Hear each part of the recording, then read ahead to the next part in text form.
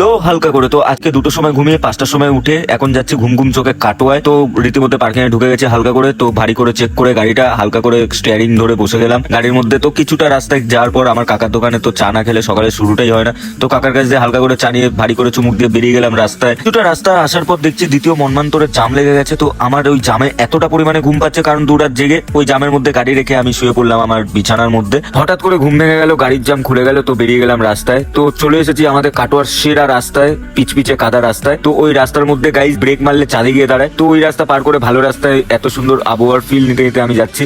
তো দাইহাট মোড়ে গাড়িটা রেখে এখন যাচ্ছি আমি পরোটার দোকানে পরোটা খেতে।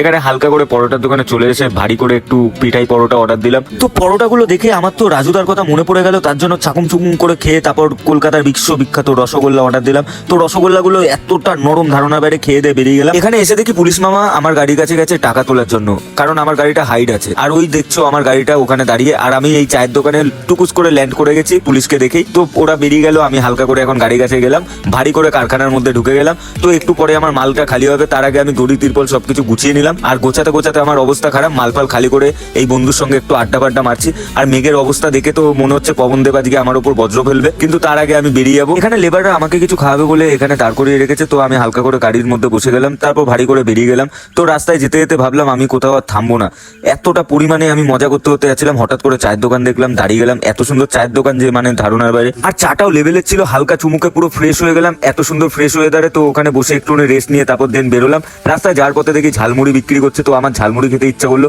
তো এখানে কাকা অনেক রকম তরি তরকারি মশলাপাতি দিয়ে ঝালমুড়ি বানিয়ে এলো। তো হঠাৎ করে ফুচকার দোকান দেখতে পেয়েছি, আমি তো ফুচকা খাওয়ার জন্য চলে গেছি। তো কাকাকে 10 টাকায় 6টা ফুচকা দিতে বললাম, কাকা দিয়ে দিল। হালকা করে ফুচকা খেয়ে টক জল চুষে বেরিয়ে গেলাম আবার ঝালমুড়ি মুখে দিয়ে আমার রাস্তায়। তো ডাইরেক্ট আমি কোম্পানিতে চলে এসেছি, কারণ বৃষ্টি পড়ছিল। তাড়াহুড়ো করে চলে এসে দুখানা গাড়ি তিরপল বেঁধে এখন আমি যাবো ভাইয়ের সঙ্গে বাড়ি। তো ভাই আমার বাড়ি ছেড়ে দিল, বাড়িতে গিয়ে আগে খাবার নিয়ে বসে পড়লাম। তো খাবার খেয়ে এতটা মনে শান্তি লাগলো ধারণার বাইরে। আর আজকের এই ভিলেজটা এখানে ইতি করছি। দেখা হচ্ছে কোনো নতুন অধ্যায়। আজকের জন্য টাটা।